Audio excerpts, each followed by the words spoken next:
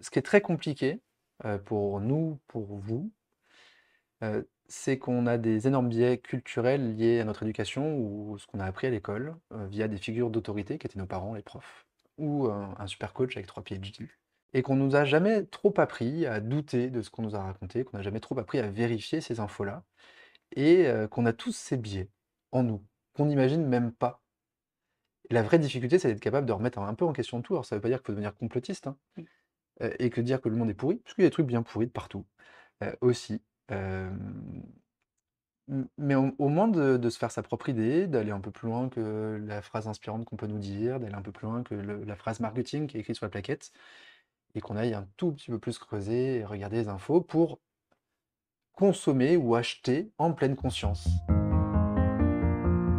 Mieux regarder les infos, les questionner et surtout développer son esprit critique, c'est ce que je vous propose aujourd'hui. Bonjour à tous, je suis Camille, je suis experte en prévention des risques psychosociaux et j'ai créé ce podcast pour contribuer à changer le monde du travail. Et pour m'aider dans cette tâche, j'ai eu la chance d'avoir à mes côtés Sylvain Tillon, fondateur du Bahut et cofondateur de C'est vrai ça ? Concernant C'est vrai ça, je fais d'ailleurs le pari que si vous avez un compte LinkedIn, vous les avez sûrement vus dans votre fil d'actualité. Vous savez, c'est cette initiative citoyenne qui vise à dénoncer et démystifier les fake news partout où elles se trouvent sur LinkedIn. De mon côté, ça faisait vraiment longtemps que je voulais faire cet épisode car la désinformation envahit nos entreprises. Et aujourd'hui, on se retrouve avec des formations proposées aux managers qui sont basées sur aucun fait scientifique, avec une prolifération des fake news sur LinkedIn, ou encore avec des personnes qui vous vendent la toolbox du lean management en vous proposant d'harmoniser vos cerveaux. Bref, dans cet épisode, Sylvain va nous donner les clés pour aiguiser notre esprit critique. Allez, c'est parti, et je vous invite avec nous à penser et repenser l'entreprise. Bonjour Sylvain. Salut Camille. C'est vraiment chouette de t'avoir aujourd'hui ici, surtout que j'ai pensé à toi cet après-midi parce que j'étais sur LinkedIn. Et j'ai vu un Qu'est-ce post que tu as vu sur LinkedIn. J'ai appris qu'en une question, je pouvais savoir si tu fuis l'échec ou pas. Attention. Et je me suis dit, tiens, génial, Sylvain, là, il va être avec moi cet après-midi. Je vais pouvoir faire le test avec lui. En plus, c'est un entrepreneur, on va voir tout ça autour de l'échec. Et je vais te poser cette fameuse question. Bon, attention. Est-ce que tu écris plus souvent au crayon à papier ou au stylo à billes, à l'encre? J'écris plus avec un stylo malheureusement, et du coup ça me fait d'ailleurs mal à la main quand j'écris. J'ai plus du tout l'habitude, je n'écris que sur téléphone ou sur ordi. Et si tu devais choisir entre les deux, sinon tu casses mon téléphone. Ah merde. Mais du coup c'est plus proche du crayon papier dans le sens où je peux corriger facilement, j'imagine que le lien est lié à ça. Et du coup sur l'ordi je peux facilement revenir sur mes mots, revenir sur mes phrases. Donc plutôt crayon papier du coup, même si j'en ai jamais sur moi parce que je casse les mines. Donc pour une question de logique, je n'ai pas de crayon, je suis plutôt stylo. Mais si je devais choisir, ce serait crayon. Et apparemment, si tu choisis le crayon, tu fuis l'échec. Très bien. Je vais te lire ce que j'ai lu, justement. Peut-être que tu l'as déjà vu passer sur LinkedIn, ce genre de post inspirant où c'est écrit « J'ai un ami qui n'écrit qu'au crayon au papier ». À première vue, pas de quoi s'alarmer. Moi, si je vous dis que c'est parce qu'il fuit l'échec. Écrire au crayon à papier, ça permet de gommer, comme tu disais. Et gommer, ça vous évite de voir vos erreurs. Je dirais même que ça évite à vos erreurs d'exister. Le problème, c'est qu'elles existent bel et bien, et que vous devez les voir, les analyser, les observer. Vous devez déterminer leurs causes et leurs conséquences. Écrivez avec de l'encre. Et rayez, raturez, gribouillez, bref. Mettez vos erreurs en relief, car ce sont elles qui vous feront grandir et progresser. Écrivez avec de l'encre, parce que c'est l'encre qui donne vie à votre œuvre, à votre projet, et que votre projet mérite d'être existé. Que ce soit quelques secondes ou bien des décennies. Alors, écrivez avec de l'encre. C'est un pote à toi ou pas? Ah non, pas du tout, Ok. c'est un CEO, Donc, mais on va pas dire son nom. quel est le connard qui a écrit ça et c'est basé sur quelle étude? Oui, il y a plein de textes inspirants comme ça à la con sur LinkedIn tous les jours, basés sur rien. Le mec, son but, c'est se vendre, de montrer qu'il a des idées. Le texte est sympa, intuitivement, c'est pas con. Je pense qu'il n'y a aucune étude qui... Enfin, j'en suis quasiment convaincu, mais j'ai pas vérifié, donc je peux pas m'avancer. D'où je vais nuancer mes propos. Mais je déteste les gens qui vont affirmer des choses comme ça sur des intuitions qui ne sont pas vérifiées, qui vont faire que des gens vont se sentir mal, parce que c'est bien son truc, mais celui qui écrit au crayon, il va dire, peut-être je suis un loser, ou je suis un mec qui n'accepte pas l'échec, alors que ça n'a rien à voir. Donc moi, j'écris au crayon et je l'emmerde. Je pense que c'est bien dit, je m'emmerde avec toi là-dessus. Mais surtout, cet effet-là très culpabilisant de ces posts inspirants qu'on voit souvent aussi sur LinkedIn. Et justement, on va parler pas mal de ça, de ces fake news qu'on va passer, de tous ces posts C'est le inspirants biais aussi, cognitif, en fait, de parce que là, pour tout. moi, je pense Ouais. que c'est lié à un biais, quelque chose. Et, et je sais que toi, tu t'intéresses aussi à ces sujets-là. Pourquoi tu as commencé justement à vouloir débunker tout ça, parler aussi de tous ces biais cognitifs, de tous ces posts inspirants, de tout ça? Pourquoi? Et pourquoi sur LinkedIn surtout? Alors, pourquoi sur LinkedIn? Parce que c'est un réseau où il y a assez peu de faux profils et Mhm. plutôt des gens qui sont pas anonymes. Je respecte complètement l'anonymat de Twitter, je vois complètement l'intérêt pour des lanceurs d'alerte ou autres. Je suis convaincu par cette idée-là. Mais ça génère aussi beaucoup plus d'insultes, de harcèlement et de soucis. Euh, donc j'ai choisi LinkedIn parce que déjà c'est un réseau sur lequel je vais beaucoup, naturellement beaucoup, facilement et que j'apprécie. Et que je prends un peu moins de risques sur ma personne à débunker des gens sur LinkedIn que sur d'autres réseaux. Et avec un peu moins d'insultes derrière, même si on a déjà pris des menaces de mort, des courriers au bureau, on a trouvé mon adresse. Ça arrive de temps en temps, mais très rarement par Tu rapport fais à ce quoi que quand je tu vois te sur fais Twitter. attaquer là-dessus? Bah, quand ça a été sur LinkedIn publiquement, j'ai affiché le mec pour qu'il comprenne sa bêtise et il s'excusait en disant que ses propos étaient allés trop loin. Parce qu'il m'avait quand même dit sur un post autour de la Covid et du vaccin. Euh, C'est comme tous ces politiques, il faudrait te jeter à la mer avec un bloc de béton au pied. Et il considère que c'est pas une menace de mort. Enfin, les gens, quand j'ai expliqué, enfin, ouais, mais c'était comme ça, c'est dit en C'est pour l'air. une blague. Arrête, dit Ouais. en l'air. C'est chef d'entreprise en Bretagne. Enfin, c'est pas. Ouais, c'est délirant parce qu'on a l'impression, derrière un écran, on se sent protégé et on a l'impression qu'on peut tout dire. Il y a des choses à pas dire, donc là, ça m'a permis de l'afficher. L'autre, on s'est retrouvés, on a pu en discuter. Il m'a dit que c'était une vanne.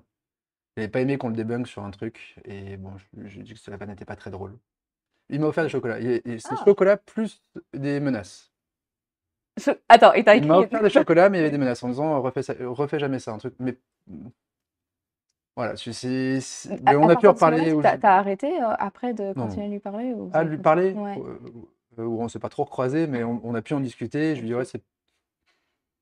arrête de copier-coller, parce que là, c'était l'époque de copy-post, au tout début de C'est vrai ça.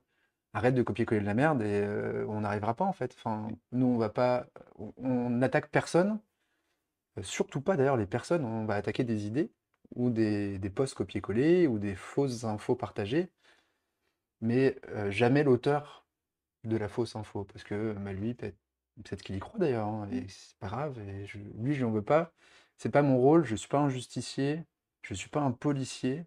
Notre rôle à nous, c'est de présenter aux autres une autre façon de voir l'info qui a été partagée, avec des sources scientifiques, pour montrer, nous, notre raisonnement Mhm. et sur quoi il est appuyé. Après, la science évolue, on ne sait pas toujours tout. Comme là, il y a le scandale du moment, c'est que Pfizer a admis qu'il ne savait pas si le vaccin limitait la transmission. Ok. Scandale! Incroyable! On savait que ça servait à rien. Vous Non, avez ils vu l'ont ou dit pas? dès le début, c'était dans les premiers textes scientifiques, comme quoi ils avaient testé que ça limitait les formes graves, mais pas la transmission. Et en plus, on a réussi à démontrer a posteriori que ça limitait quand même la transmission si on était vacciné. Mais en quoi c'est catastrophique? Enfin, de l'apprendre.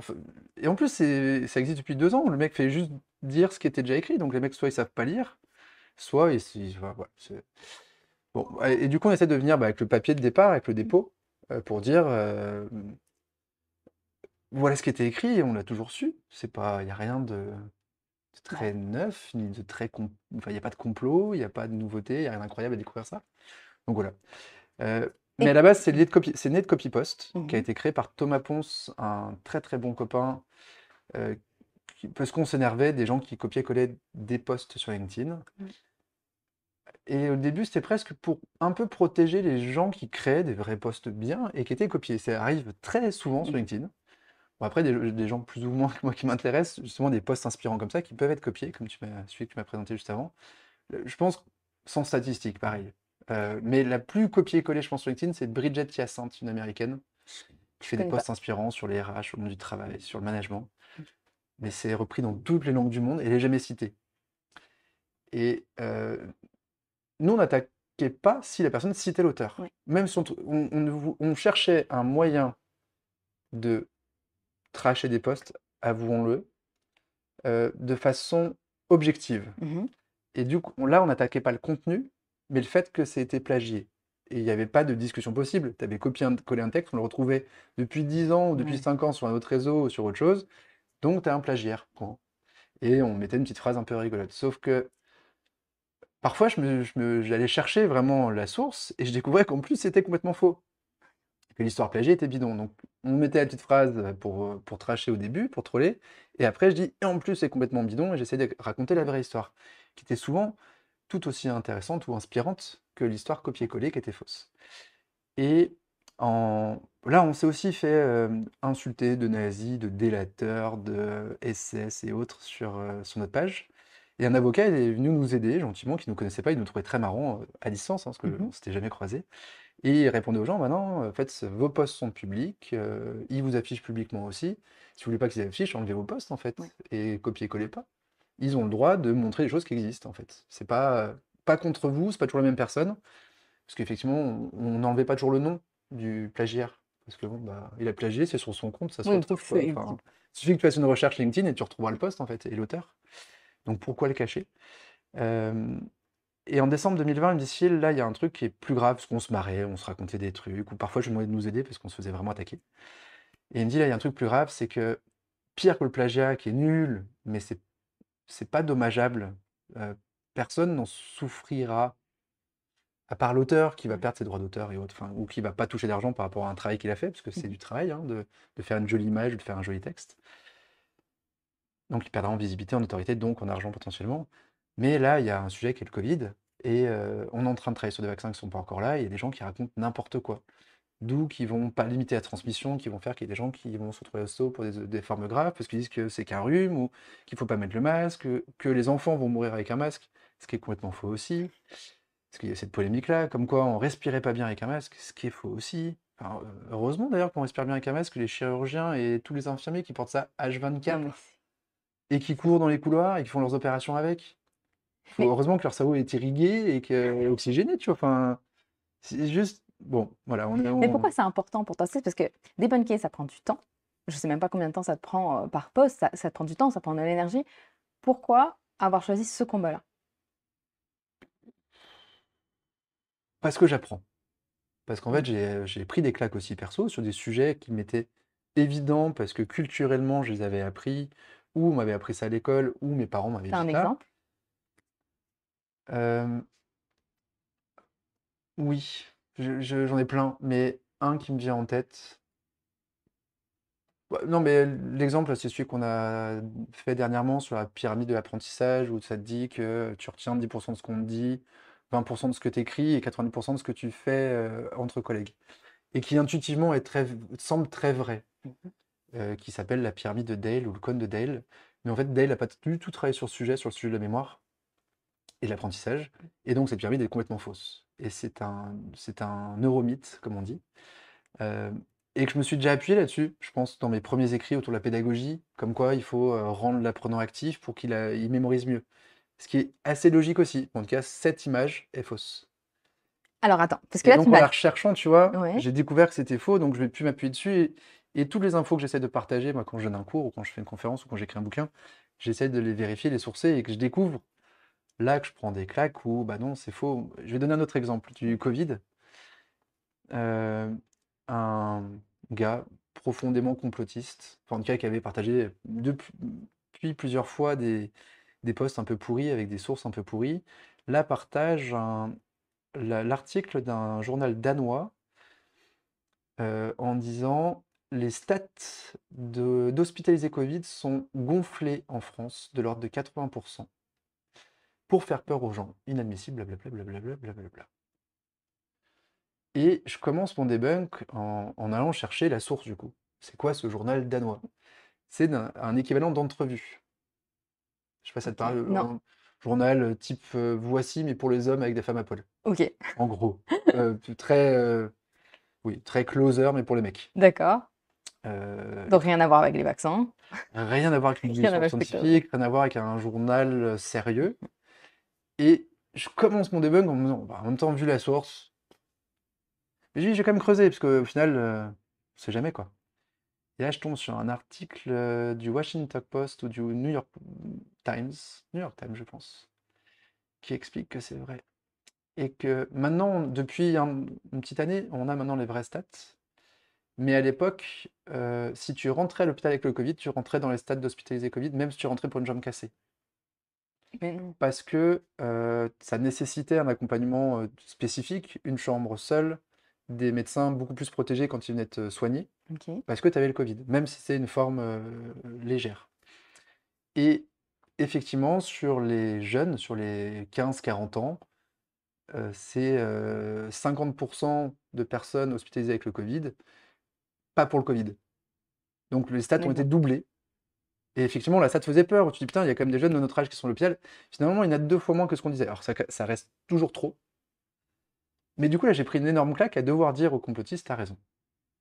Parce que j'étais convaincu qu'ils disaient une connerie, que j'ai failli démarrer mon truc en disant, vu la source, ça peut pas être sérieux, parce que souvent, la source donne des infos sur le sérieux du sujet.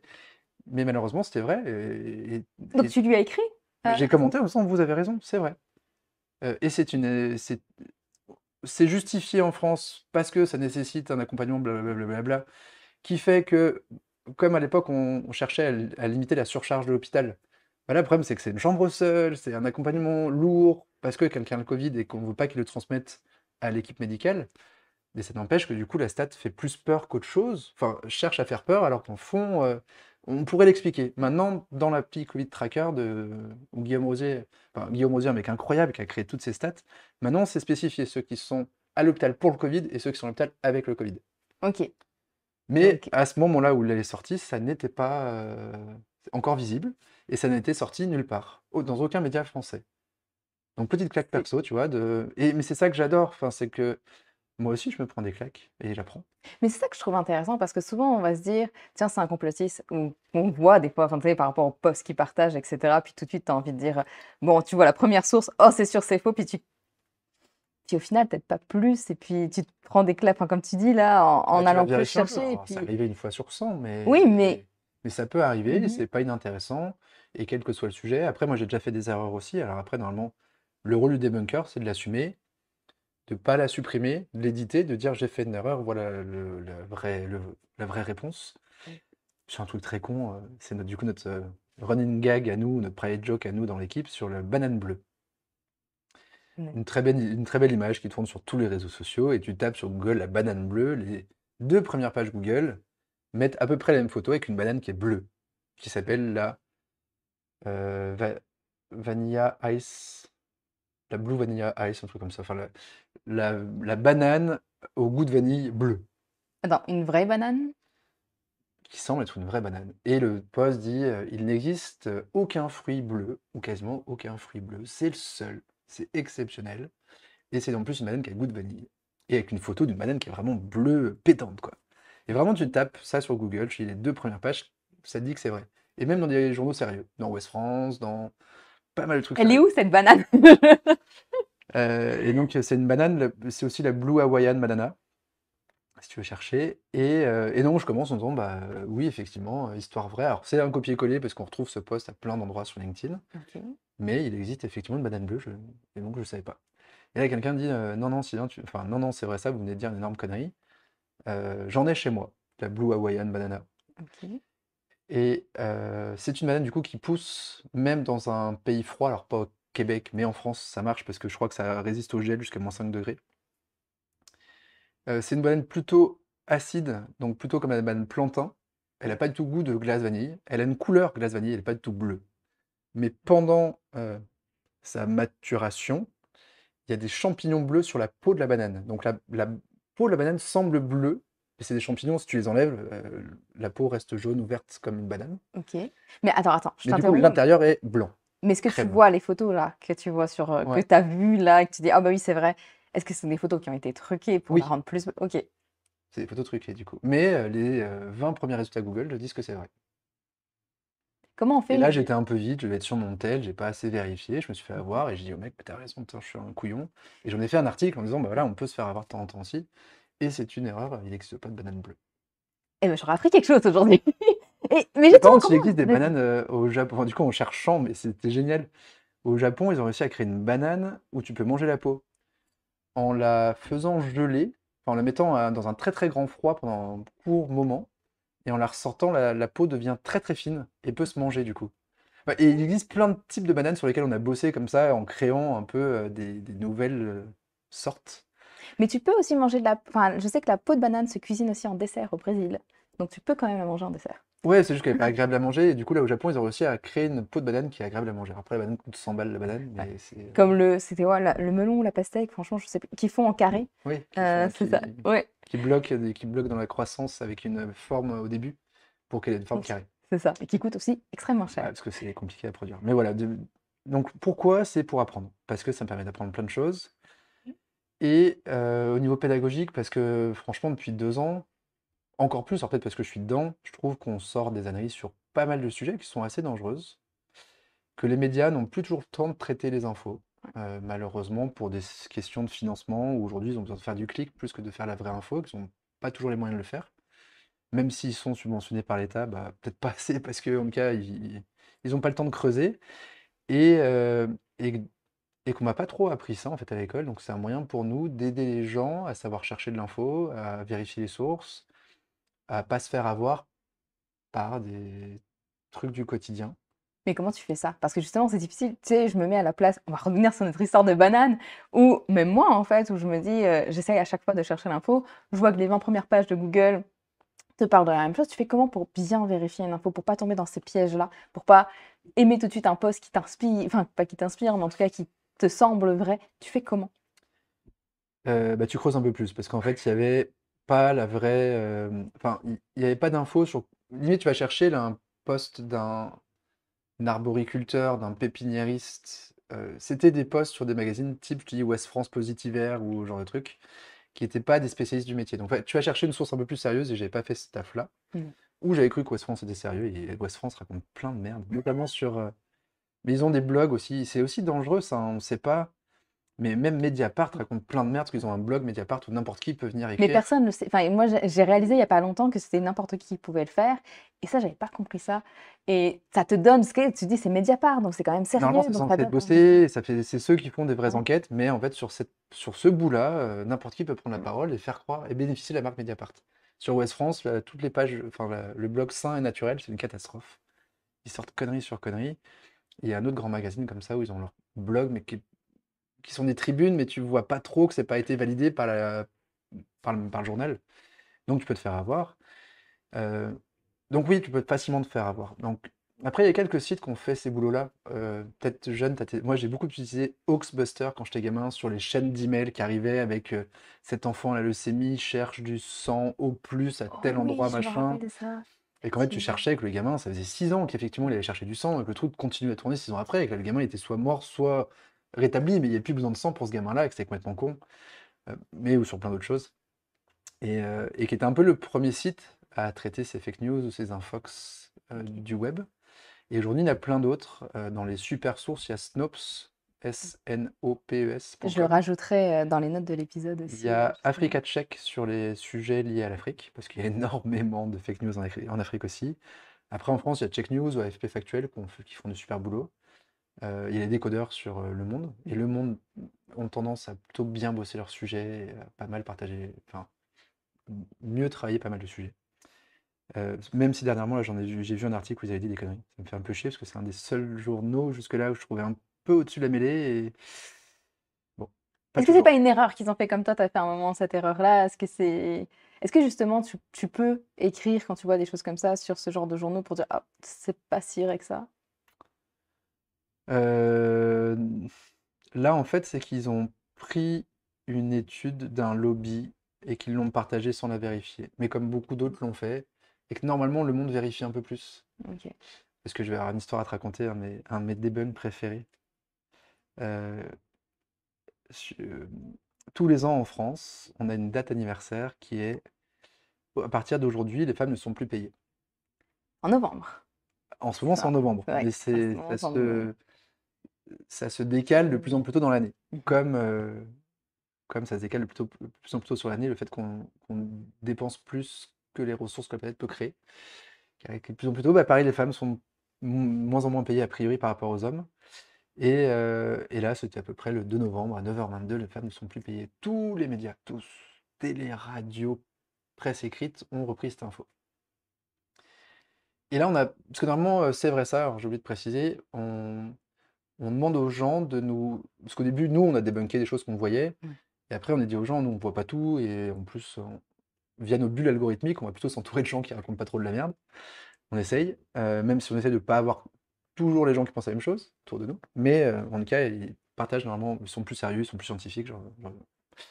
Donc, taguez-nous quand vous voyez un contenu qui est douteux, Mhm. trop exceptionnel ou trop bizarre.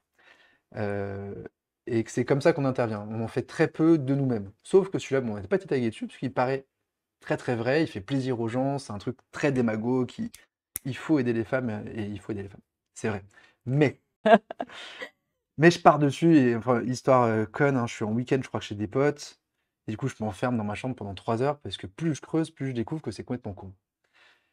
Et que c'est con, parce que moi, en tant que dirigeant, cette stat me donne envie, au moment des augmentations de salaire, d'augmenter que les femmes, pour réduire cet écart.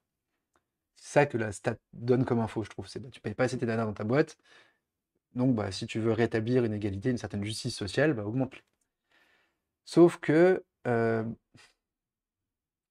en creusant, mais personne donne la source, personne dit d'où ça vient. C'est assez marrant. Vraiment, je cherche, c'est assez dur à retrouver. J'arrive à remonter jusqu'à la source qui est Les Glorieuses, qui est un lobby féministe lié au magazine Gloria. Il n'y a pas de scientifique, il n'y a pas d'économiste dedans, mais elle se base sur des stats sérieuses qui sont Eurostat, qui sont publiques, et qui sortent des stats tous les ans là-dessus. Sauf que c'est des stats avec 2 années de retard. Donc quand en 2021 on vous dit c'est le 2 novembre à 9h22, en fait c'est en 2019. Ok. Donc on vous dit pas il y a 2 ans le 2 novembre, parce que sinon ça passe moins bien dans les médias, c'est trop compliqué, on comprend rien. Déjà il y a un truc où bah, c'est pas tout à fait vrai cette année, quoi. Enfin du coup, ce serait bien de voir comment ça a évolué. Ouais. Où elles disent en plus que ça s'est empiré, alors qu'en fait, entre 2020 et 2021, enfin, entre 2018 et 2019, ça s'est amélioré. Donc, je ne sais pas d'où elles sortent ça. Et que Eurostat dit attention dans cette stat-là, parce que, un, c'est du salaire horaire, Mhm. et il y a un biais là-dessus. Et deux, c'est tout job confondu. Est-ce que tu peux d'abord expliquer c'est quoi le biais là-dessus? Bah, qu'en fait, si tu regardes en salaire mensuel, Mhm. parce que là, du coup, on est autour de 18% d'écart entre hommes et femmes, ce qui fait le 2 novembre 1922. 19,8, enfin, dans ces eaux-là. J'ai pas la stat. J'avais mis 16,5 dans ce que j'avais vu. 16,5. 16,5. En mensuel, c'est plutôt 30% d'écart entre hommes et femmes, parce que les femmes on leur impose beaucoup plus de temps de travail à temps partiel. Mhm. Voilà. Est-ce que j'ai autre chose? Je sais plus. Il y a beaucoup plus de contrats précaires chez les femmes que chez les hommes. Complètement. Donc il y a 30% d'écart, ce qui crée un vrai problème d'indépendance de la femme dans le couple. Si elle veut se barrer, bah, est-ce qu'elle peut assumer sa vie et celle de ses enfants plus difficilement que le mec? Et que je trouve, moi, ça pose un problème d'égalité dans la Ouais. maison. Après, si c'est choisi, très bien. Mais il ne faut pas que ce soit subi. Et malheureusement, on sait que sociologiquement, c'est souvent subi.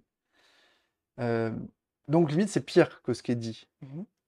Mais pour contrebalancer un peu aussi, il y a une boîte américaine, tu partageras le nom, je ne sais plus, qui a fait une étude au niveau mondial justement sur la différence homme-femme. Et un des pires pays d'ailleurs, c'est la Suisse, bizarrement. Euh, Alors, je n'aurais pas parié sur la Suisse. non, moi non plus. Mais en fait, ouais, il y a des gros écarts salariaux à job égal. Et qui explique que là, l'erreur d'Eurostat, ou enfin le biais d'Eurostat, c'est que c'est tout job confondu. Et qu'il y a beaucoup plus de chefs d'entreprise hommes, qui se payent beaucoup plus en moyenne. Il y a beaucoup plus d'hommes dans la finance, où c'est des jobs très très bien payés, ou dans le BTP, où il y a des jobs très très bien payés. Et il y a aussi beaucoup plus d'hommes dans le COMEX, ou dans les Dans les postes directions. à haute responsabilité. Ouais. Mais à job égal, la différence est de 2%. Pas de 16,5. D'ailleurs, en France, il y a une loi qui interdit aux entreprises de plus de 500 salariés, de mémoire, de payer différemment les hommes et les femmes. Ils doivent faire une étude là-dessus et la sortir. Et s'il y a une différence, ils doivent rétablir le truc. Et au Québec, c'est dans toutes les entreprises. C'est obligatoire. Et c'est très très bien. Donc, du coup, c'est un peu. Donc, moi, j'aurais pu faire une erreur en tant que dirigeant, à vouloir faire bien les choses, à vouloir augmenter les femmes, alors que, en fait, c'était injuste. C'est pas ça le problème. Il y a deux sujets. Un, indépendance des femmes, donc faut qu'elles puissent faire du travail temps plein si elles ont envie et être payées à temps plein. Et deux, bah, enlever ce plafond de verre et donner accès à des métiers auxquels elles n'ont pas accès. Je vais te challenger un peu Vas-y. là-dessus. Si je te dis, par exemple, en fait, on s'en fout de la stat de 16,5%, comme quoi les femmes sont payées 16,5% de moins que les hommes. Le but, c'est que les gens, ils réalisent ça, qu'avoir un chiffre aussi haut, même s'il est plus bas au final, parce que là, c'est au taux horaire, tu me disais, on va prendre le 30%, parce qu'il est encore plus haut, donc c'est encore plus impressionnant pour les gens quand ils voient ça. Bah, est-ce que ça ne ferait pas plutôt réfléchir aux personnes de se dire, ah mince, c'est vrai, on a un manque d'égalité, etc. Et peut-être qu'on s'en fout, hein. Alors, c'est pas ce que je crois, je veux juste te challenger là-dessus, attention. C'est beaucoup ce qu'on m'a Mais, écrit. mais est-ce qu'on on s'en fout pas un peu, en fait? Le but, est-ce que c'est pas plutôt de faire réagir les gens, de leur montrer que, ah bah tiens, il faut faire des choses. Donc, qu'importe le chiffre, allons faire des choses. Parce que si tu dis Ouais, mais 2%, enfin, si tu mets en place un remède à un mauvais diagnostic, tu risques de provoquer une deuxième maladie, en fait. Et là, pour moi, il n'y a pas le bon diagnostic. mhm.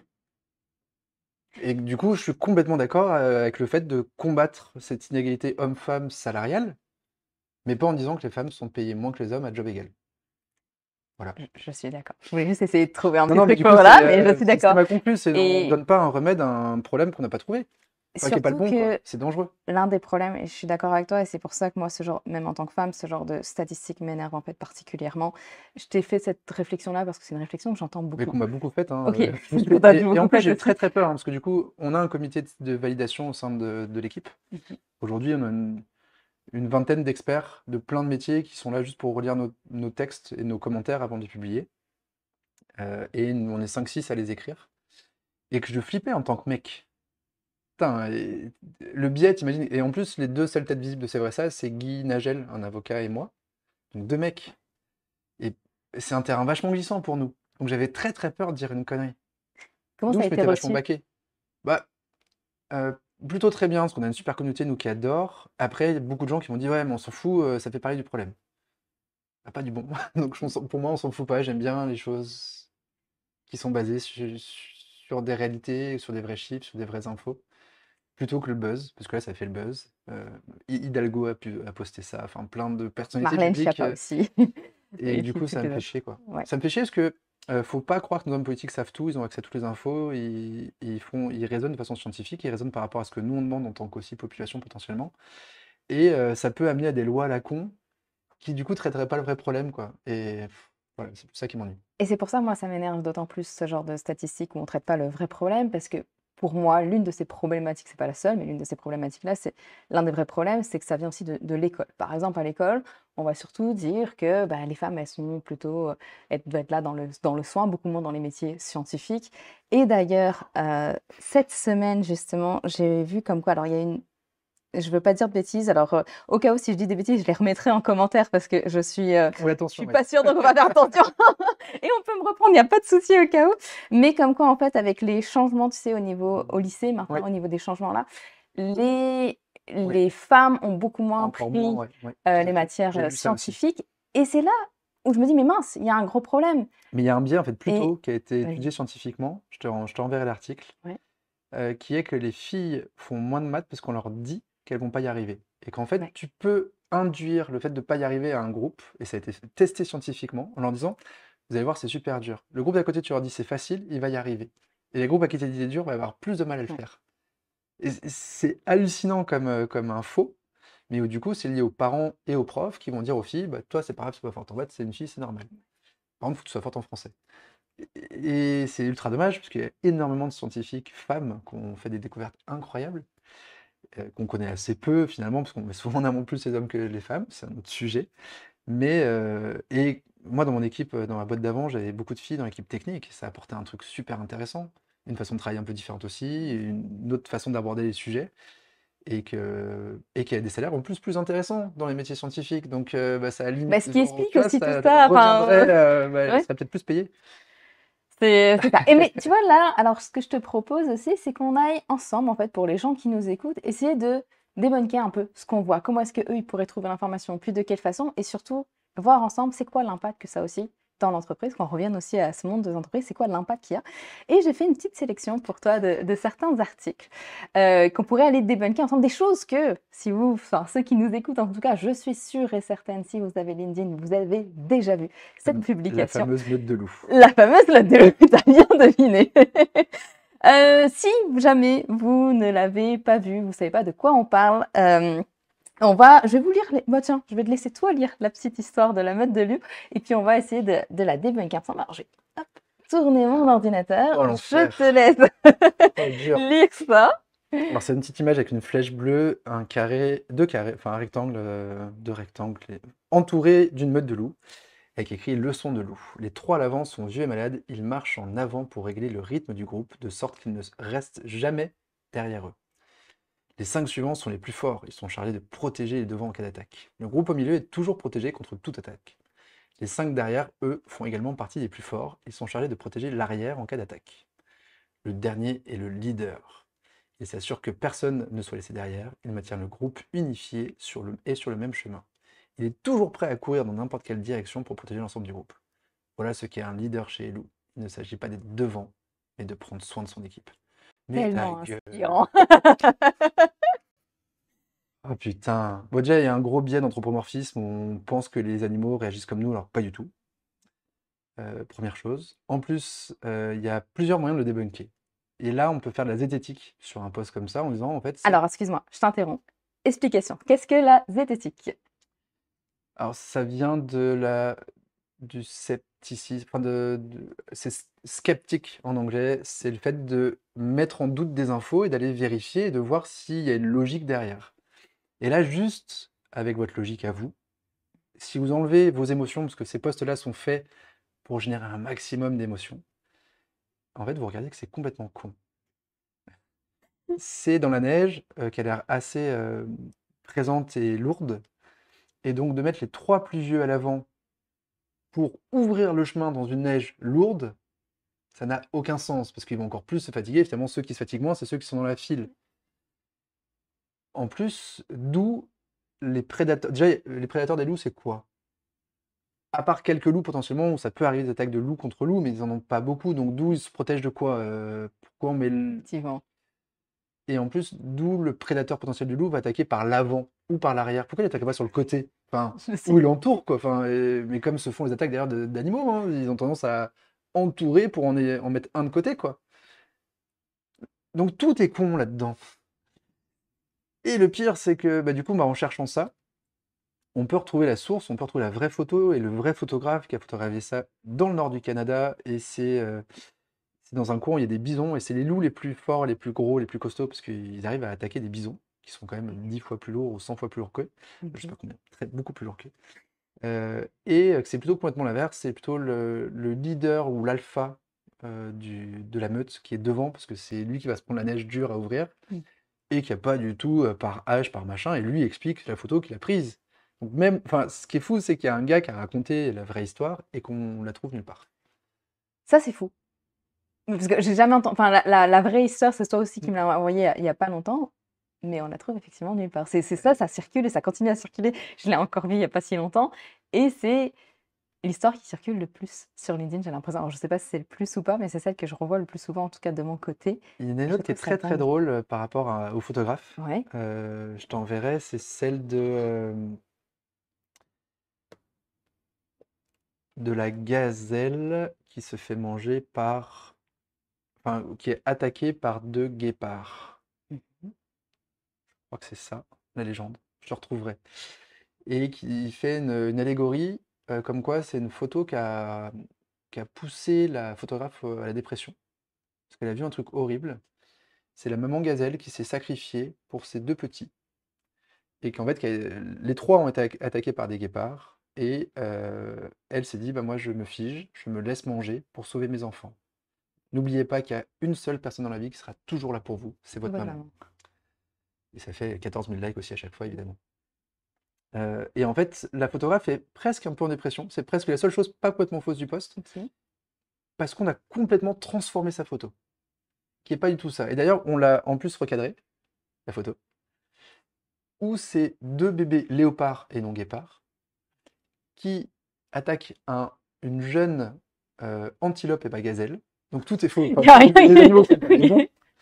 Et il y a la maman léopard qui est juste à côté et qui les regarde faire, et elle leur apprend à chasser et à tuer. Un bébé antilope, enfin, ou une bébé antilope, je ne sais pas quel est le sexe ou une bébé gazelle. Bon. c'est l'un des deux, mais l'un des deux qui est faux. Et du coup, c'est pas du tout la même histoire. Il y a une jolie histoire de maman qui Qui explique à ses apprend à ses enfants enfants. comment survivre. Ouais. Et c'est pas du tout de maman qui se donne, machin. Mais la photographe qui a expliqué ça, qui a essayé d'expliquer ça aux médias, en fait, son histoire ne ressort pas. Et du coup, ouais, elle déprime un peu de se dire, mais en fait, pourquoi on a transformé mon truc et pourquoi on ne me cite jamais? Déjà, et c'est marrant, ça sur LinkedIn, il y a pas mal de photographes, nous, qui nous ont répondu, du coup, en nous remerciant de les avoir retrouvés, de les avoir tagués Ouais.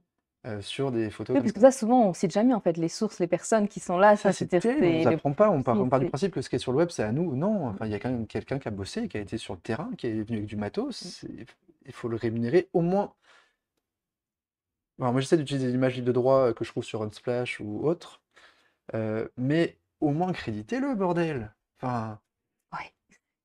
Je sais, je suis d'accord avec toi. mais Mais, en fait, c'est une mais énorme fainéantise. est-ce C'est que... plus qu'une fainéantise, c'est qu'en fait, là, tu trouves l'info sur un Facebook, sur un Twitter, sur un Reddit. Alors, il y a beaucoup. En France, le plus en avant, c'est Reddit. Facebook et Twitter arrivent après, LinkedIn arrive encore après. Et il est spécialiste de la curation de merde, pardon, de posts inspirants, de posts buzz, qui savent trouver ces infos sur ces autres réseaux et l'amener sur LinkedIn. Mais sans jamais réfléchir, sans jamais vérifier, et en partageant potentiellement de la merde, en faisant du mal à des auteurs, en faisant du mal à des gens qui vont se sentir blessés par l'histoire qui est en fait pas la vraie. Et ça, je trouve ça un peu triste, grave, euh, et une fainéantise intellectuelle qui m'ennuie. Ah, après, parce que moi, je m'éclate à chercher et j'entends que ça fasse pas marrer tout le monde, mais c'est tellement plus intéressant de découvrir la vraie Puis histoire, t'apprends tellement de choses. Enfin, je veux dire. comme l'histoire de la grenouille là, que tu fous dans la casserole et Ah, que. celle-là, je la connais, mais je pense qu'il y en a plein qui la connaissent pas. Alors, je veux bien que tu nous l'expliques. Parce que ça, dans le monde RH, management, elle sort Ouais. beaucoup, beaucoup, et elle est utilisée dans des conférences et autres. C'est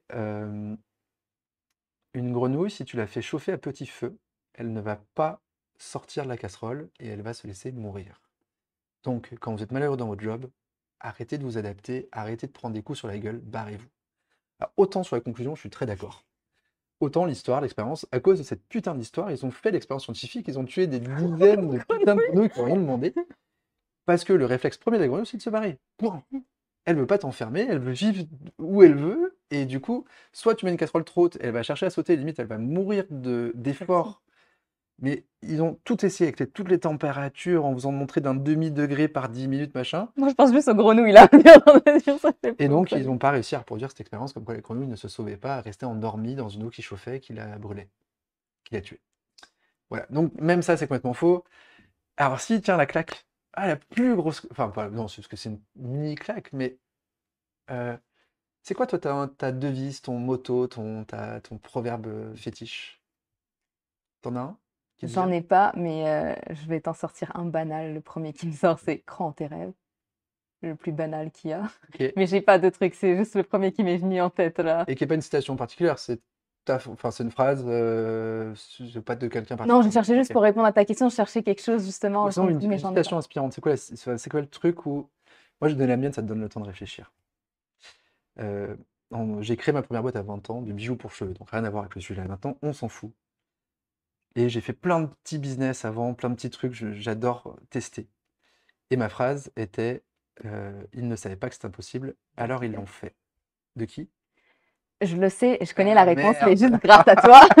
Mais je vais laisser le suspense pour nos auditeurs. Bah, je vous laisse 2 secondes réfléchir. On a beaucoup entendu cette phrase et elle est associée avec un grand auteur américain, l'auteur qui a été repris en dessin animé aussi, de Tom Sawyer et de Huckleberry Finn, Mark Twain. Et elle semble assez logique par rapport à la découverte de l'Amérique, à cette capacité à explorer, à essayer des choses qu'on n'a pas pu faire sur le vieux continent, l'Europe, et qu'on est allé faire sur le nouveau continent, l'Amérique. Et en fait, on a beau chercher dans tous les textes, dans tous les écrits de Mark Twain, cette citation n'existe pas. L'auteur qui a écrit la citation la plus proche est français, Cocorico, et c'est Marcel Plagnol dans un bouquin. Si je dis pas de bêtises, je vous remettrai le truc en 56 ou en 65. Je fais une inversion. Un des deux, sur le cinéma, rien à voir. Et en gros, la phrase est assez enfin, dit pas tout C'est à fait la même légèrement chose. différent, j'avais vu la phrase. En fait, c'est un bout de la phrase. Il manque quelque chose comme c'était l'idiot du village, il ne savait pas que c'était impossible, alors il l'a fait. Et qui rajoute autre chose et qui donne d'autres infos. Et moi, j'aime bien cet éloge de la naïveté. J'aime beaucoup. Mais c'est pas l'éloge du courage, comme dans celle de Mark Twain, où c'est le conquérant, l'entrepreneur. En fait, c'est plutôt l'idiot du village. Et j'aime beaucoup cette idée-là. Mais tu vois, je vais revenir encore sur un peu sur ce que je te disais tout à l'heure. Est-ce que en vrai, on s'en fout pas que c'est. Enfin, est-ce que l'essentiel, c'est pas juste d'inspirer les gens, de leur donner. Encore une fois, je suis pas d'accord avec ce que je te dis, mais Ouais, c'est non, j'entends, juste parce j'entends. que Tu fais avocat du diable, j'aime beaucoup. c'est ça. Mais je trouve que c'est important parce que je sais que c'est le genre de réflexion qu'on a très souvent. Et je pense que c'est pas pour. Je critique pas en tout cas les personnes qui nous écoutent. Et peut-être que vous pensez comme ça. Mais justement, c'est pour répondre à cette question-là. Est-ce que justement, moi, ça m'inspire, ça me donne envie d'aller plus Bah, je suis pas loin? sûr que ça Est-ce t'inspire que. si c'est Marcel Plagnol. Parce qu'il n'a pas eu tout cette image de l'entrepreneur conquérant, de tout ça. Et qu'on a plutôt l'image du pastis sous l'arbre, à l'ombre, et les petites Mais cigales. sa phrase m'inspirerait, par exemple. Si t'enlèves Ah, mais je suis le pas sûr fait qu'elle fasse de. le buzz. Parce que du coup, c'est Marcel Plagnol. Donc, ça, c'est pas Mandela, Gandhi, Mark Twain, Roosevelt ou Franklin ou un autre, ou Churchill, qui sont ceux qui sont beaucoup plagiés. Un petit truc, hein, franchement, si vous voyez Gandhi, Mandela en auteur, partez du principe que c'est faux. Ou Einstein. Moi, Einstein, évidemment, ou Edison, ou plein d'autres grands inventeurs comme ça, ou grands hommes, d'ailleurs peu de femmes, hein. Euh, Vérifiez. L'autre marrante, moi, que j'aime beaucoup, parce que je me suis aussi beaucoup planté dans ma vie entrepreneuriale, euh, je ne perds jamais, soit... Soit je perds, soit je gagne. Non, Pardon, soit je gagne. Ah, mince. soit j'apprends, soit je gagne. Ouais, c'est ça. Soit j'apprends, soit je gagne. C'est un truc comme ça, qui est associé à Mandela, Ok. qui n'est pas de Mandela. C'est pareil, on a même contacté la famille et tout, on a été voir toute sa bibliographie, il n'a jamais dit ça. Il a dit des choses géniales, hein, c'est un mec très inspirant, mais il n'a pas dit ça. En cherchant, j'ai pas trouvé l'auteur, euh, mais le plus loin que j'ai trouvé, c'est dans les années 1960, et c'est un prof de jiu-jitsu brésilien. Eh, mais comme ça, on rend à César ce qu'il a à César. Mais je dans suis ce même pas sûr que ce soit cas-là. lui, parce que c'est Ok. pas attribué clairement. Mais donc j'ai pas la réponse. Mais attends, je reviens quand même sur ma question parce que tu n'y as pas répondu au final. Bah, en fait, Pourquoi ça est-ce que va c'est enlever important? énormément de force si tu enlèves le biais d'autorité Ouais. qui est lié à un nom. Parce que clairement, un mec comme Mandela, il fait à peu près l'unanimité dans notre imaginaire, dans notre inconscient.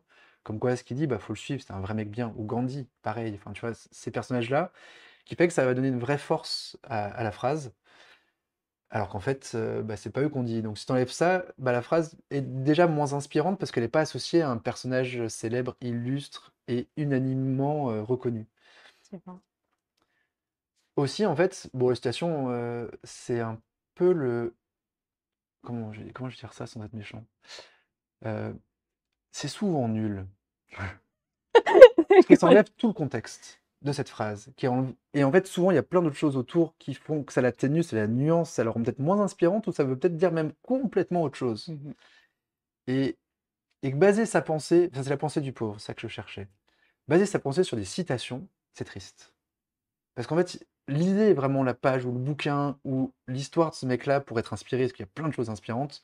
Seule la citation peut vous faire passer à côté du vrai sujet. Donc déjà, j'aime pas les citations, comme vous le savez.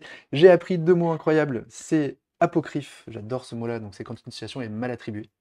Ah, je connaissais pas ce mot. Apocryphe. Ok. Et donc, pour rechercher du coup si la citation est apocryphe, vous pouvez mettre ça dans Google à côté d'une citation, pour voir si des gens qui ont fait la recherche et qui disent que c'est apocryphe, parce que du coup, Ça, c'est c'est un des intéressant. mots-clés. C'est un bon outil à utiliser. Ok. Ou il y a un site en anglais qui est génialissime. Dans ce cas, vous traduisez quelques mots de la situation et vous allez chercher sur Quote Investigator, qui est extraordinaire. Ils ont fait des recherches, mais de malades, sur plein de citations très connues, pour vous montrer qu'en fait, c'était souvent complètement bidon. Le sujet sur lequel moi ça m'amène en fait, enfin, où j'ai envie de t'amener, c'est aussi l'impact que ça a sur les façons de manager, les façons de l'idée, sur ce qu'on donne aussi en tant que formation justement à tous ces gestionnaires-là qui sont vraiment du gros bullshit. Et pour moi, ça, c'est dangereux parce que ça a un Sûr. impact sur les gens. Et c'est pour ça que c'est peut-être important pour moi de t'inviter justement et de parler de tous ces sujets-là parce que j'en ai un peu marre, de dire la vérité, de voir tout ça. Et justement, il y avait un sujet que toi, tu voulais qu'on discute tous les deux, qui est la loi de excuse-moi, de Merabian. Merabian, merci. La loi de Merabian. Et quand tu m'as envoyé ça, je me suis dit, bah, pourquoi est-ce qu'on devrait en parler? J'ai l'impression que tout le monde le sait, cette Que loi-là. c'est faux? Oui, non, non. Ah, J'avais l'impression que tout le monde, oui, c'est ça, que j'avais l'impression que tout le monde savait que c'était faux, parce que bon? ça fait tellement longtemps que j'en entends parler de cette loi, Ok. que j'avais l'impression, je me dis, mais pourquoi est-ce qu'on va encore à nouveau en reparler? Juste petite parenthèse, pour ceux qui ne savent pas ce qu'est la loi de Mehrabian, pour pas me tromper, j'ai remis, j'ai remis justement sur mes notes, c'est que la communication interpersonnelle passerait par les mots à hauteur de 7%, par les intonations à hauteur de 38% et par le corporel à hauteur de 50%. Donc tout ça pour montrer que le non-verbal est vachement plus important que le verbal, blablabla, blablabla. Exactement. Et donc, quand tu m'as envoyé ça, je me suis dit, mais tout le monde le sait maintenant. Puis j'ai fait une petite recherche. Je me suis dit, attends, il n'y a plus de formation là-dessus quand même. Donc, je suis partie sur un peu les plus gros sites de formation justement pour les gestionnaires, les superviseurs, les managers, etc. pour voir est-ce qu'il y avait ce type de formation encore. Et oui. Et il y en a encore beaucoup. Ouais. Et il y en a encore énormément. Et je me dis, mais c'est pas possible. Alors que Mehrabian, lui, déprime aussi Oui. qu'on ait mal utilisé son étude et qu'on la déforme sur des choses qu'il n'a pas du tout cherchées, qui ne sont pas du tout vraies. C'est ça. Et qui n'était pas dans ce cadre-là. C'était pas sur la communication interpersonnelle qu'il a fait son étude. Et bon, vous verra du coup le debunk et les infos derrière. Mais oui, c'est un peu triste, parce qu'en fait, c'est comme l'histoire du cône de Dale, la pyramide de l'apprentissage, où en fait, intuitivement, on se dit que c'est assez juste, que par la tonalité et par la posture, tu sais si le mec va être un peu agressif ou ce qu'il veut faire passer comme message. Alors, il y a sûrement une part de vrai, mais les chiffres sont complètement bidons, et ce serait à vérifier, et ça dépend des sujets, ça dépend des gens, ça dépend des façons de communiquer de chacun. Donc en fait, c'est pas du tout vérifiable, donc faut surtout pas former à ça. Et ça va encore plus loin que ça, je te dirais. C'est parce que maintenant, alors, parce que j'ai regardé, ok, ben, on va plus loin que la loi de Mehrabian, maintenant on va parler plus de synergologie justement, qui aussi, il n'y a aucune preuve scientifique comme quoi ça fonctionne vraiment si tu mets ton petit doigt, je sais pas moi, sur ton oreille ou quoi que ce soit, comme quoi là. Sauf Ah, tu qu'aujourd'hui... vas m'envoyer sur l'ostéopathie, l'homéopathie. Alors pas encore, mais on rajoute pourrait aller là-dessus. Oh merde! Mais c'est parce que les avocats, les juges, les policiers sont formés au Québec, Ah bon? oui, sur la synergologie aussi, ce qui pour moi est grave. Et c'est pour ça que je voulais aussi en parler C'est que aujourd'hui. les C'est parce médecins, que... enfin les futurs médecins de l'université de Nancy sont formés à l'homéopathie, hein, donc ouais, ouais. des billes de sucre. Alors ça fait pas de mal. Ça fait pas de mal, mais ça se fume pas. Sauf, petit bémol quand même, pour être juste jusqu'au bout, ça a un vrai effet placebo démontré, que le placebo va soigner les gens dans 30% des cas, que si on y croit, et que le fait d'être allé chez le médecin, que le médecin vous ait prescrit quelque chose, ça va vous soigner, juste, mais quoi qu'il vous donne. Sauf que, bon, maintenant c'est plus remboursé par la Sécu depuis très peu de temps en France, hein, ça a été remboursé pendant de nombreuses années. Donc limite, après, ça m'embête moins aujourd'hui, parce que ça fait pas de mal. Comme si vous croyez que les pierres ont des pouvoirs, la lithothérapie, ou enfin tous ces Je vais me trucs-là. faire défoncer sur le podcast. Tu dirais que c'est ma faute. Tu dirais que c'est ma faute.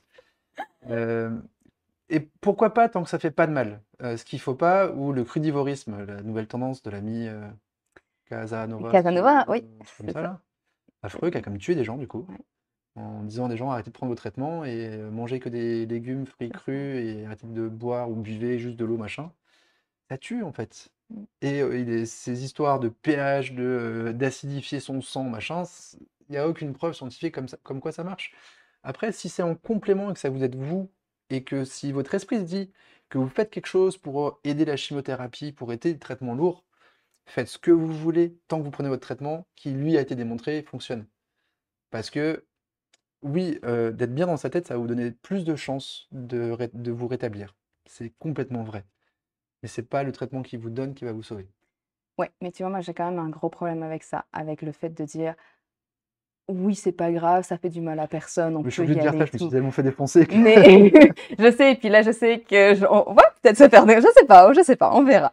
Mais en tout cas, il y a rien de mal, puis je critique pas les personnes même qui y croient. Je pense qu'on a tous nos croyances et notre vécu. Moi, ce qui Oui. m'embête là-dedans, c'est justement, et puis je reviens un peu plus sur le monde de l'entreprise, c'est que toutes ces croyances-là arrivent de plus en plus dans l'entreprise et là, ça pose des problèmes. Parce que, Même par l'histoire de la exemple, méditation de pleine conscience, là, qui est une des grosses tendances du c'est moment, ça. qui est, attention, il y a des grosses dérives sectaires. Alors, c'est pas mauvais de se poser, de penser à soi, de vider sa tête, c'est très bien. Enfin, mais attention à là où ça vous mène, en fait, parce que c'est des gens qui vont essayer de vous rendre addict à ces techniques-là et qui vont vous emmener potentiellement vers d'autres choses qui, elles, peuvent être dangereuses. Alors, la Bah, je te méditation en dirais elle-même que n'est ça pas va dangereuse. plus loin que là encore. Si, Alors attends, il y a Ah, trop de ah, sujets, ah, il y a trop de sujets quand on répond. Mais avant, première chose que je voulais te dire, c'est que pour moi, ça va plus loin que ça, parce que en tant qu'entreprise, là en ce moment, on parle énormément de santé mentale, etc. au travail, surtout avec le Covid et tout. Donc maintenant, c'est devenu un peu plus dans les mœurs d'en parler. Sauf je que sens le je sais problème, ce que tu vas dire. disons, le problème pour moi, c'est qu'au C'est lieu qu'on de traite pas le regarder, problème avec c'est ces ça. conneries-là Et et là, on revient au qu'on début du podcast, ce que tu disais, on ne traite qu'on pas le met en place problème une à tout. solution qui répond pas au problème. Oui, Parce qu'on ne traite pas le bon problème, en fait. c'est ça. Et c'est Donc, là du coup, pour moi où je il y a voyais que tout tu le problème. allais venir là, parce que tu as raison. Ça fait pas de mal, mais si on considère que c'est ça qu'il faut faire pour que la boîte aille mieux, non. Non, en fait, Ouais. concrètement, non. T'as tout dit. Et pour la méditation, alors je vais te raconter, je sais plus si je t'avais raconté cette petite histoire, mais au cas où pour les personnes qui nous écoutent, je vais les raconter pour eux et de revenir pourquoi la méditation, je peux pas dire que ça fait pas de mal, on va y revenir. Donc il y a quelques années de ça, il y a un des clients qui nous appelle et qui nous dit, écoute, là ça fait un petit moment, je vois qu'on a de plus en plus d'accidents du travail. Je vois que mes employés, ils sont plus concentrés. Donc, moi, ce que je voulais, ah oui, excuse-moi.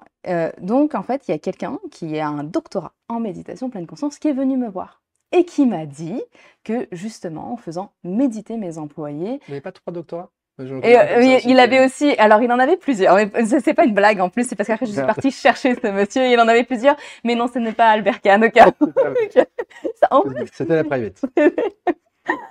Mais, mais oui, il en a plusieurs aussi, ce cher monsieur. Et donc, il me dit, voilà, il a un doctorat en méditation pleine conscience. Il m'a dit que ça permettrait à ce que tous mes employés soient beaucoup plus concentrés. Donc, ça réduit les accidents du travail. À l'époque, début du Covid, j'avais beaucoup de temps, vraiment beaucoup de temps. Et moi, je lui dis à ce client-là, avec lequel on a eu l'habitude en fait de travailler depuis plusieurs années, c'est pour ça qu'il nous a demandé conseil là-dessus. Je lui dis, regarde, est-ce qu'on a le temps? Si tu me laisses le temps, laisse-moi un mois, je te reviens, juste le temps de faire toutes nos recherches. Puis avec mon compagnon, nous, on adore se mettre des petits challenges. Donc lui, qui s'appelle Grégoire, donc Grégoire, lui, il part du postulat que la méditation pleine conscience, ça apporte pas plus de bénéfices que ça te rend pas plus concentré. Moi, je pars du postulat contraire. Je me dis, Ok. bah non, peut-être que la méditation pleine conscience, ça peut te faire du bien, justement. On se donne un mois. Puis là, on en parle, enfin, on continue à se parler, hein, tous les deux, mais on ne parle pas de ce sujet-là ensemble. On fait nos recherches chacun de notre côté, on n'en parle pas. À une certaine date, on se dit, OK, maintenant, on réunit tous les deux les différentes recherches. Donc, on s'est tapé des tonnes d'études, des méta-analyses, etc., qu'on a fait, et puis là, on les a remis ensemble. Et quand on les a remis ensemble, en fait, bon, au final, lui avait raison. Quand on les a remis ensemble, on a vu que la plupart des études, alors il y a énormément d'études sur la méditation en pleine conscience, la plupart étaient complètement biaisées. Il y avait certaines études qu'on n'a même pas pris le temps de continuer à regarder parce que dans le départ du résumé, c'était écrit on a pris 5 personnes d'une précédente étude qui étaient déjà d'accord avec la méditation pleine conscience, comme quoi elle avait fait des effets, etc. Donc on les a repris pour cette étude pour. Ok. Et après, les seules études sérieuses qu'on a trouvées qui étaient bien faites sur le sujet, justement, disaient que la méditation pleine conscience t'apportait pas plus de bienfaits qu'aller faire du sport, qu'aller lire un livre ou des choses comme ça. C'est juste que ça te fait juste du bien d'arrêter de juste travailler tout le temps et de prendre Te juste vider une la pause, de te tête, vider la poser tête, pour etc. toi et de penser à toi. C'est ça. Et moi, mon gros problème là-dessus, c'est pas que les personnes aillent méditer. Elles peuvent aller méditer autant qu'elles veulent, c'est cool. Mais qu'on attribue trop de bienfaits à la méditation pleine Ça veut pas dire qu'ils conscience. sont plus concentrés. Ça veut C'est dire ça. qu'ils sont peut-être mieux dans leur basket, mais qu'ils aient le droit de faire du sport à la place ou de faire autre chose, pour bouquiner ou d'avoir une salle de sieste si on veut se Exactement. reposer. Ça limitera peut-être les accidents du travail plutôt que d'imposer une seule solution qui n'a pas démontré qu'elle marchait. Exactement. Et Mais pire, bon, en lui, il est fait, très bien payé, donc il va revenir plusieurs fois et il a intérêt à dire que ça marche, hein, on est d'accord. c'est ça. Et là où je te disais que la méditation de pleine conscience, je peux pas dire que non, c'est sûr à 100% qu'elle te fait pas de mal, parce qu'en fait, dans ces études-là, justement, on a découvert que ça pouvait augmenter, pour quelqu'un en tout cas qui n'était pas en bonne santé mentale, si je peux dire ça comme ça, qui avait déjà des problèmes Oui, une sorte d'anxiété, de d'insécurité, dépression, etc., ça allait augmenter ces problématiques-là. Donc voilà. Pour, très bien. c'est pour ça. Pour la petite histoire sur la méditation pleine conscience. Mais c'est pas la seule. Vas-y, excuse-moi. Non, mais attention à tous ces sujets où en fait, Mhm. ce qui est très compliqué pour nous, pour vous, c'est qu'on a des énormes biais culturels liés à notre éducation ou ce qu'on a appris à l'école via des figures d'autorité qui étaient nos parents, les profs, ou un super coach avec 3 PhD. On dit que le mec il doit vraiment être bon. et qu'on nous a jamais trop appris à douter de ce qu'on nous a raconté, qu'on n'a jamais trop appris à vérifier ces infos-là, et qu'on a tous ces biais en nous, qu'on n'imagine même pas. Et la vraie difficulté, c'est d'être capable de remettre un peu en question tout. Alors ça veut pas dire qu'il faut devenir complotiste, hein, Oui. et que dire que le monde est pourri, parce qu'il y a des trucs bien pourris de partout, aussi. Hem, mais au moins de se faire sa propre idée, d'aller un peu plus loin que la phrase inspirante qu'on peut nous dire, d'aller un peu plus loin que la phrase marketing qui est écrite sur la plaquette, et qu'on aille un tout petit peu plus creuser et regarder les infos pour consommer ou acheter en pleine conscience. Parce Yes. que, bon, au moins tu sais que c'est une bille de sucre. Moi, je vais encore me faire taper dessus, mais je suis allé il y a pas longtemps chez l'ostéo en sachant que ça n'aurait aucun impact. C'est juste, je m'étais pris une énorme tôle à vélo, j'avais mal au dos depuis 3 jours et je me dis: «Je vais prendre 1 heure pour moi» et en fait, le fait d'aller voir un médecin, parce qu'il est aussi kiné, le fait qu'il s'occupe de moi, alors ça a quand même mis 2-3 jours à ce que j'aille mieux, mais je me suis dit: «C'est grâce à lui». A priori, c'est pas du tout démontré par les études scientifiques que je suis allé regarder depuis. Mais m'en fous. Enfin, tu vois, mais au moins je le sais, j'attends pas qu'il me sauve, quoi. Et c'était qu'un mal de dos, c'était pas non plus, un truc gravissime. Et il m'a pas fait craquer puisque il faut que je sais que ça marche pas, que c'est une connerie et je me dis: «Arrête». Non. Mais tu vois, c'est ça que je trouve important et que je suis contente qu'on en parle aujourd'hui, c'est parce que c'est pas grave, tu sais, si les gens, ça leur fait du bien, c'est chouette, mais tant qu'ils le savent, tant que derrière, tu sais, ils savent que, bon, bah, peut-être que scientifiquement, c'est pas prouvé. Et je me dis que si tu as au moins cette connaissance-là, c'est enfin, c'est moins grave. Oui, c'est ça. Enfin, au moins, tu vas vers quelque chose dans lequel c'est comme plus assumé. Ouais, ou tu joues le placebo. L'ostéopocinum, ça peut pas faire de mal. Si toi, ça te permet de te dire que ça va te soigner ton rhume et que du coup, tu te couches plus tôt, parce que tu sais que tu tombes malade, tu prends ces petites gélules et que tu fais un peu plus attention à toi, il y a de grandes chances que ton rhume passe. De toute façon, il y a pas grand-chose à faire contre un rhume. Mais voilà, en sachant que, alors est-ce que le problème, c'est que si tu le sais, je suis pas sûr que c'est l'effet placebo fonctionne. Donc c'est peut-être Alors si, ça fonctionne. Ça, je peux te confirmer que ça fonctionne parce OK. que je me suis renseignée sur l'effet placebo et l'effet nocebo et j'ai trouvé ça juste. Nocebo, c'est génial, hein. Ouais, c'est juste génial, c'est juste trop patient. Donc oui, allez vérifier les sources et tout ça, vous allez voir, c'est trop génial, c'est juste super passionnant d'apprendre toutes ces choses-là, justement. Et si, même si tu le sais, bah, regarde, Ouais, je la le sais preuve, toi, pas, tu es mais parti chez l'ostéopathe, tu savais que ça allait pas fonctionner, enfin, tu sais, ouais, tu ouais, mais croyais je sais pas, et que ça puis au fait du final, bien. donc, Et l'effet nocebo, pour vous expliquer, parce que je trouve ça génial, j'ai découvert ça dans une newsletter que je vous recommande qui est Science Tips, qui est gratuite. Science TIPS.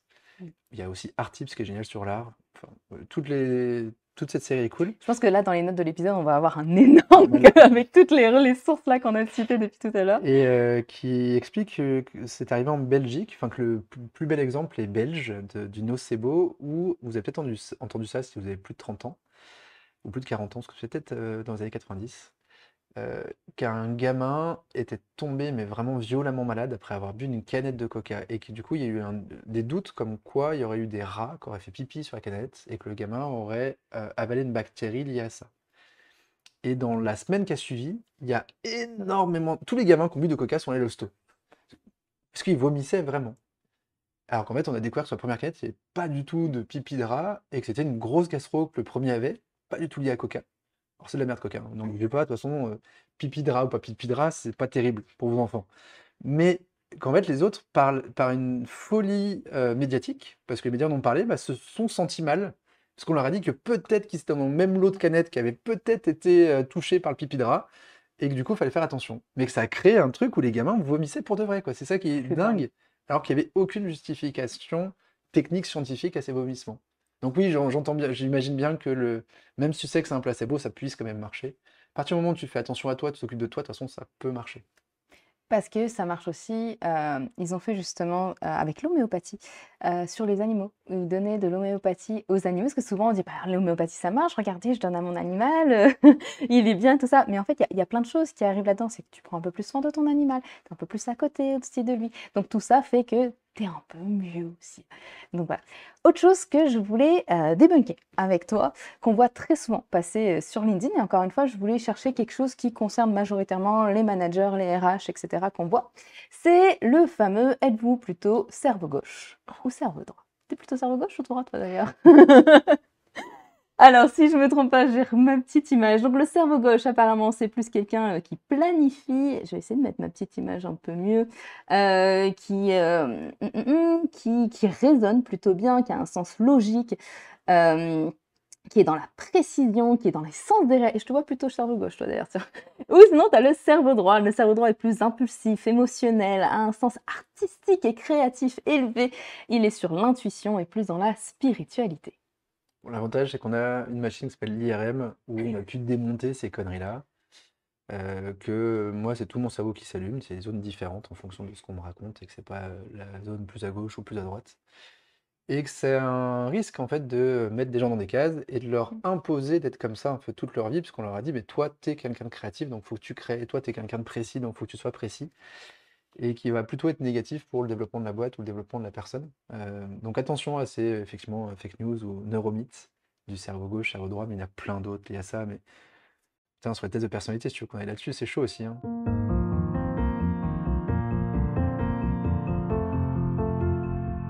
Alors oui, les tests de personnalité sont un vaste sujet dans lequel on aurait pu faire un épisode dédié juste à lui. Nous en parlerons un peu plus la semaine prochaine dans le dernier épisode avec Sylvain Tillon, mais ça ne sera pas le seul sujet car on se penchera aussi sur les idées reçues autour de la reconversion professionnelle. Et si les sujets liés à l'esprit critique vous intéressent, j'ai un autre sujet à vous proposer. Un sujet qui m'avait un peu bouleversé, celui de la méditation pleine conscience. Je ne vous en dis pas plus, mais je pense qu'un épisode avec Stéphanie Coronado Montoya, chercheuse qui a fait sa thèse sur la méditation pleine conscience, pourrait vous plaire. Allez, je m'arrête là, je vous dis à bientôt, et n'oubliez pas qu'on peut tous contribuer à limiter la propagation de la désinformation. D'ailleurs, vous pouvez commencer en partageant cet épisode. À bientôt!